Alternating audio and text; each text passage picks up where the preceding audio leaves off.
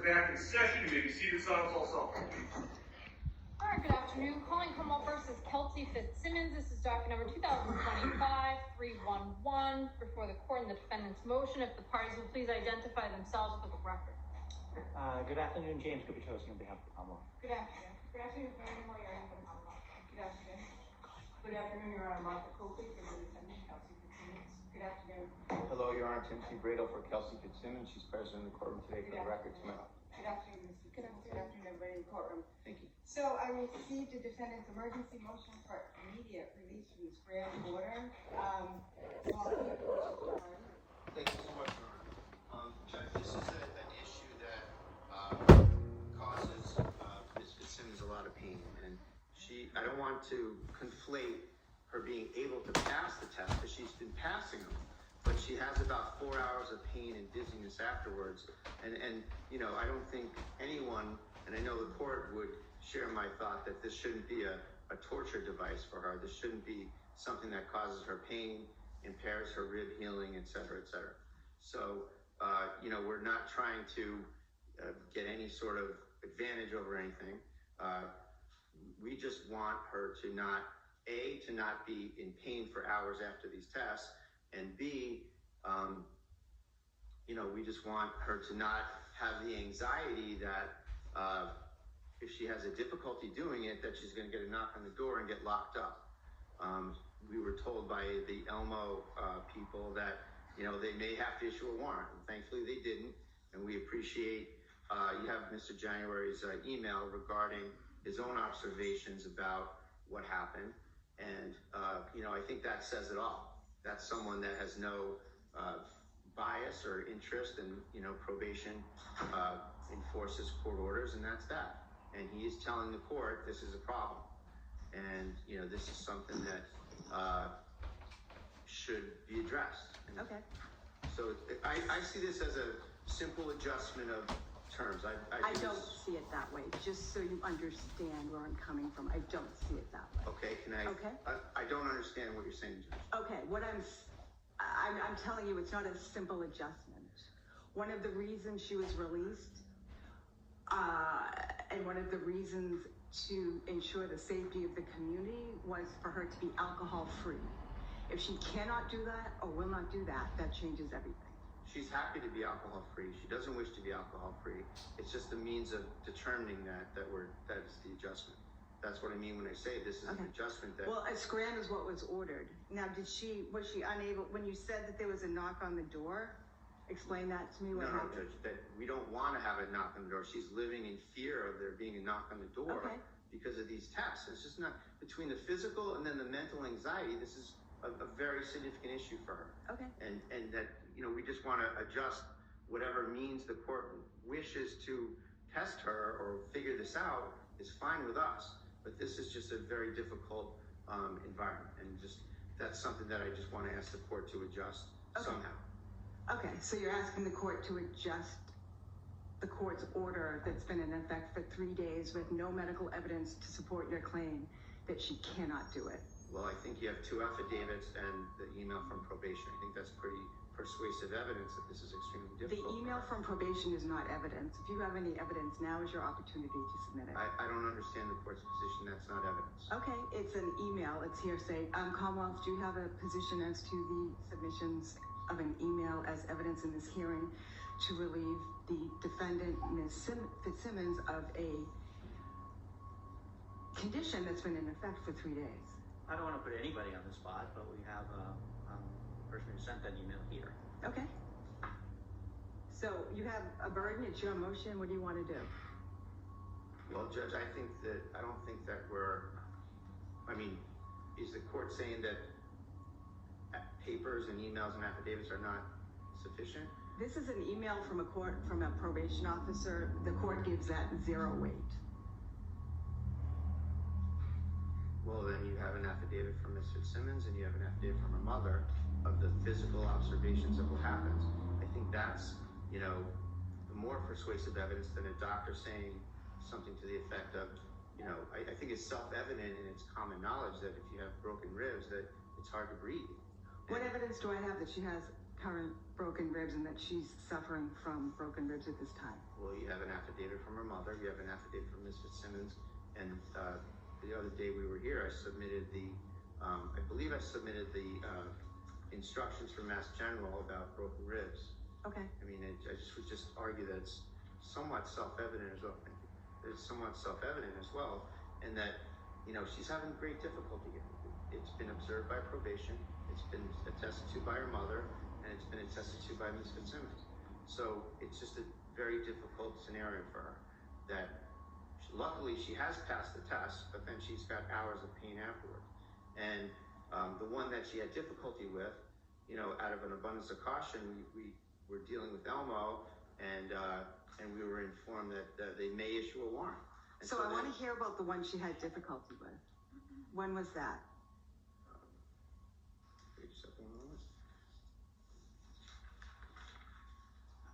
Well, so that's what I was saying, Judge. I don't want to conflate passing with not having difficulty. She has difficulty with every single test, and so she passes them in great pain. So she's had difficulty in every single one. Equated, it's in the affidavit. So she has difficulty on every single one. So that's a different issue than passing the test. So she's experiencing difficulty all the way through. But the one that she was unable to was 9/9/25 at 3:09 p.m. I guess. And was that a required test that she was to do? Yes. And she was unable to perform it? Correct. Okay, was she unable to perform it? No. What happened? No. So this, since she's been released, Yes, where and on the Commissioner, probation officer. do you solemnly swear you will make true answers to such questions that may be put to you by the court or upon its direction, so help you God? I do. Or if I could just pass this up, this is Sure. information pertaining to all of her experiences. And is that being submitted, Attorney Bradle, as an exhibit for the purposes of this hearing? Judge, I'd be more than happy to do that. It's not more than happy to. You're either doing it or not. Yeah, sure. Go right ahead, Nora. Okay, It so just says that she passed the test, so which is not an issue. The issue is that she's in extreme pain while doing it. Whether she passes it. Okay, so there's one, Officer January, that says incomplete at 9/10/25 at 3:09 p.m. Is that right?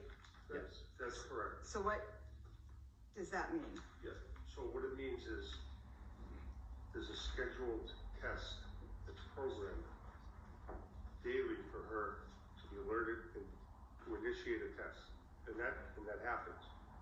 And so initially she answers the alert and attempts to take the test,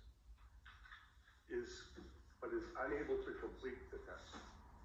And based on my information, my conversations with Elmo, is that is when she has difficulty either blowing as hard or as long, or a combination of both, into the machine to complete the test.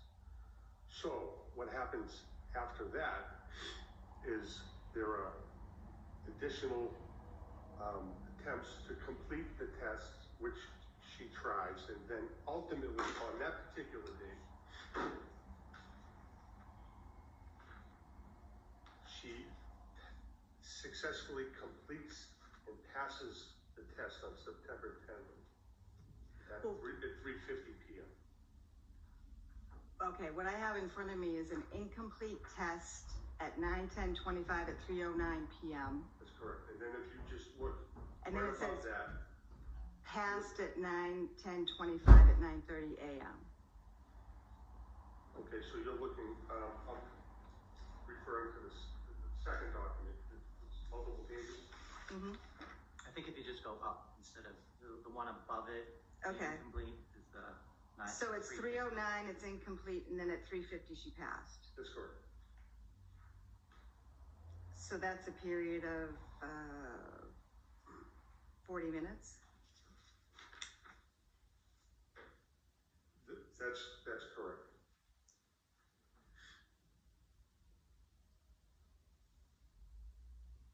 And you'll see the same thing. So the other one, which is September 9th, yes. September 9th. Again, at 3 o'clock.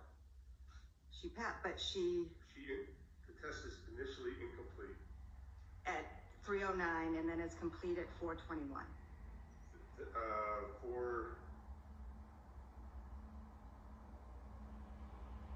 Yeah, 4:20, 4:21. So there were 2 times that she had an incomplete test. Is that Yes, correct? incomplete. And what's the procedure of the probation department when somebody who has a condition of release to have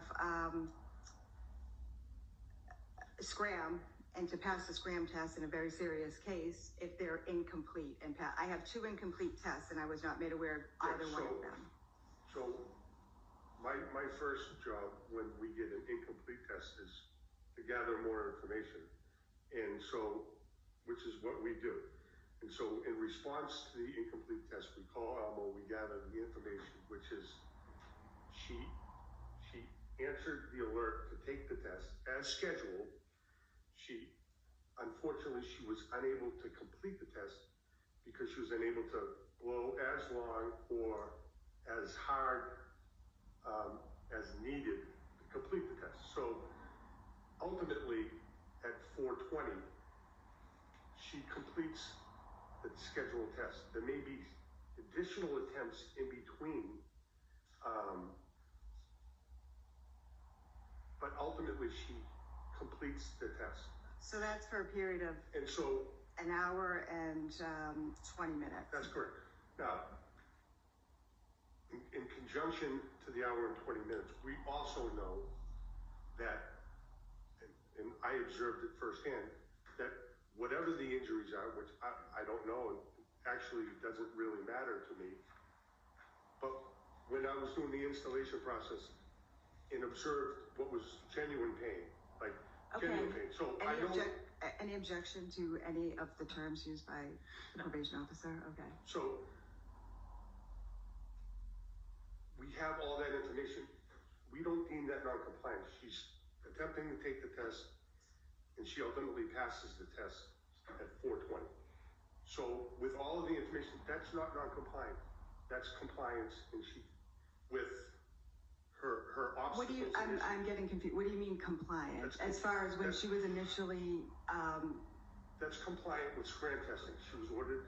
when she initially was, started to be monitored by scram and you went through the preparations, is that right? Yeah, that's correct. Okay. So when something is incomplete, do you typically bring it to the attention of the court? No, that's not what we do. So if something is incomplete, as in this case, at 3, on September 9th, at 3:09, we have an incomplete test, which is a scheduled test. Mm-hmm. And then we have, that's simply not the non-compliance. If she had missed the test, that would generate additional responses from Elmo, and then that would determine whether or not there's actual non-compliance. If someone missed the test because they were down in the basement doing laundry, and then came up and realized that they had a test, took an on-demand test 20 minutes later, and passed the test, which means there's no alcohol in the system, we don't deem that as non-compliant. That's compliance. If they missed the test and additional notifications were made by the electronic monitoring office regarding the missed test, and she failed to respond, or she failed to take an alert for another on-demand test, now that's non-compliance, and we would initiate a pretrial violation notice and notify the district attorney's office. This particular case, I don't deem non-compliance because she's complying with this scheduled program. I'm aware of pain based on my observations from the installation process. So as long as she's attempting to take the test, continues to attempt to take the test, and then ultimately takes the test, that's not non-compliance. That's someone that's, Well, that's to me, that's your position, it's non-compliant. Well- It's really up to the court to decide whether somebody's compliant or not with conditions of release. What you're saying is, those, situations you described is what you deem as appropriate to bring before the court. It would, so I guess it would never be brought to court by way of a pretrial violation for an incomplete test with the information that I've talked about. So, no, an incomplete test does not initiate a pretrial violation from our end. Right. Because there are many reasons for a test to be incomplete. And there are circumstances where someone misses a test and then takes an on-demand test. That's not intentional non-compliance.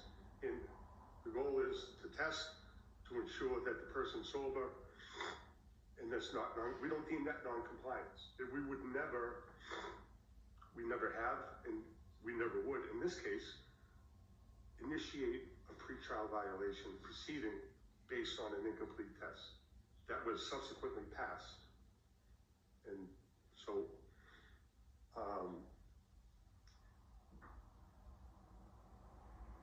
the schedule for her to be tested is something that we discussed. It wasn't ordered by the court. The court ordered someone to be alcohol free. What do you mean we discussed? So she knows when I she's going to be discussed tested? with Ms. Fitzsimmons. I discussed with the defense counsel about creating a testing schedule, because it's more practical to have a schedule in place. There was no schedule that was ordered by the court. There's no frequency of testing that was ordered by the court. It was 4 times a day, 3 times a day. None of that was ordered. She was ordered. It was random screens, excuse me, Ms. Officer January. It was random screens. Now you're telling me she's on a schedule to get tested? Is that what you're telling me? We created a schedule, as With we the- always do. Okay. As we always do. Not in this particular case. We always do. It was random screens that were ordered. Judge, I don't have that. I don't have random screens anywhere in my materials, for the record. Okay. I don't know nothing about random screens. Okay. Judge, just so I can clarify that. When we get an order, someone's placed on pretrial conditions that include remain alcohol-free with scram testing, we always default to creating this testing schedule. Okay. And up to 4 times a day. So we'll schedule one for the morning, we'll schedule one for the mid-afternoon, we'll schedule one for the evening, and if we have to, we'll schedule one for later at night. And that's to ensure that sobriety throughout the day. In this particular case, we created a schedule for her to be tested at 9:30, 3 o'clock, and then at 8 o'clock. The only way we would not enter a schedule is if the court specifically said, I want the test to be done randomly. I don't want her to know when the test is coming. And the test to be done randomly. And at that point in time, we would take her off a schedule, and then we would notify Elmo to be tested 4 times a day at random. Okay. So that's done on this case, and it's done on every case. Okay. Attorney Bridle, do you have anything else to submit? Judge, I would just offer, I respect and I heard Your Honor's take on the probation email, but for the record, I would move that into evidence as well. I just want to also. Caldwell, do you have a position as to the admission of the email? I think we just heard with the email. All right, so the email's excluded. Anything else, Attorney No, Bridle? my objection, Your Honor. Sure. And Judge, I just want to state that on the pretrial conditions of release, it says comply with remote alcohol breath testing. Okay. I don't know if that's what was ordered. I'm going to go back and listen to FTR. I can tell the court from where I sit, I didn't remember any use of. I mean, you may very well be right. but I'm gonna go listen. I just want to clarify something. My email, and I know but it's important that the court knows, I didn't make a recommendation that Scram condition be vacated. I never did that. I never suggested, is all that email was? Attorney, Officer January, nobody's asking you questions. Your testimony is complete. Are you asking to make a statement to the court? Well, Sponte? if the court's under the belief that I recommended that condition be vacated or removed, then yeah. I haven't said anything one way or the other, sir. We're here for one purpose and one purpose Okay. only, and that's for the motion to vacate the Scram device. So, do you have anything else to submit, Attorney Bradle? No, Your Honor. Okay, Commonwealth, do you have anything? No, I have no evidence to submit other than the arguments that I talked about, how important that the Commonwealth's belief is, in light of the court releasing the defendant, that testing be done. Okay. Attorney Bradle, first of all, I do have a question. So,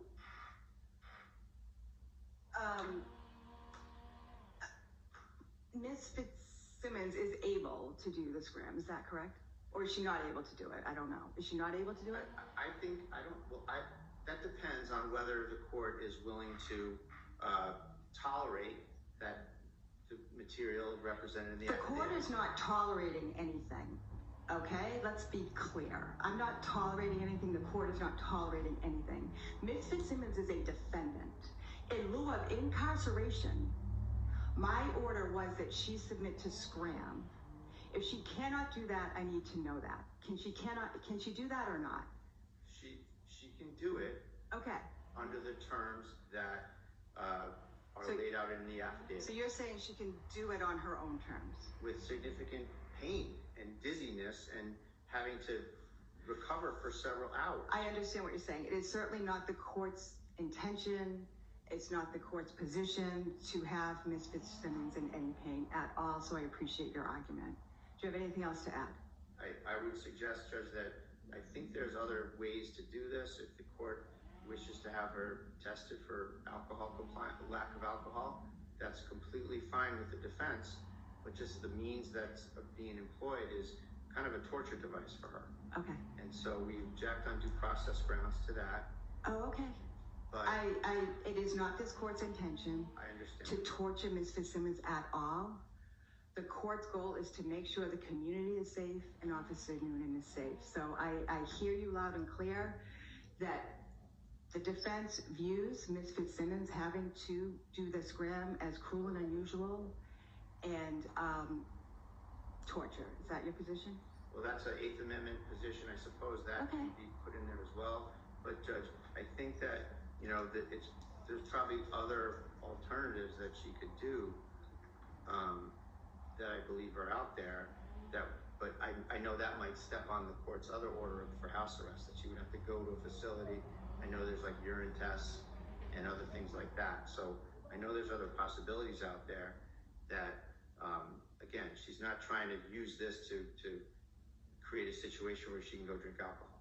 Okay. It's not at all what this is about. So I just want to ask the court to consider any other alternatives that might not pose this type of an issue. Okay. Thank you. Attorney Gubitosi or Attorney Moriarty, do you have anything to add? No. Okay, I'm going to leave the bench for a few minutes and I'll be right back. Court, all rise.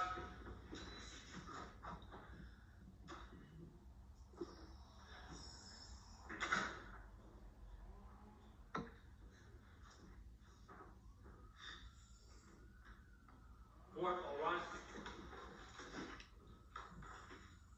Goes back in session, Your Honor, we're back on the record with the Fitzsimmons matter. Okay, good afternoon, everybody. So I have reviewed everything again that's been submitted to me. And I will state for the record that Fitzsimmons has moved twice in a 3-day period to amend her conditions of release. On neither occasion has she submitted any medical evidence to support her claims. The imposition of conditions is the court's order after careful consideration of the evidence to fashion the least restrictive conditions that will reasonably assure the appearance of the defendant and the safety of all other persons in the community pursuant to General Laws Chapter 276, Section 58A 2B. Just days ago, the court concluded that the condition of remaining alcohol-free and submitting to SCRAM monitoring was necessary to ensure the safety of the community. After a thorough review of all of the arguments and submissions by the Commonwealth and Fitzsimmons, that conclusion remains unchanged, regardless of Fitzsimmons' claimed physical limitations. Based on an affidavit submitted by Fitzsimmons' mother, the testimony of Assistant Chief Probation Officer Jeff January about his observations of Fitzsimmons' apparent pain during the SCRAM installation, and the representations of Fitzsimmons' counsel that it would be cruel and unusual punishment and torture to continue to require Fitzsimmons to comply with the condition of being monitored by SCRAM, the court concludes that Fitzsimmons cannot abide by the condition of being monitored by SCRAM. Without this condition, which ensures that she does not consume any alcohol, the court cannot assure the safety of Officer Noonan and all other persons in the community. Accordingly, the court's prior order of release is vacated, and Fitzsimmons is ordered to be held without bail pursuant to Mass General Laws, Chapter 276, Section 58A. And a written order will follow. May I address the question? That's the court's order. Thank you. All right. All right, Jack, I ask you to stay your order pending the SJC. And there are other alternatives Your Honor can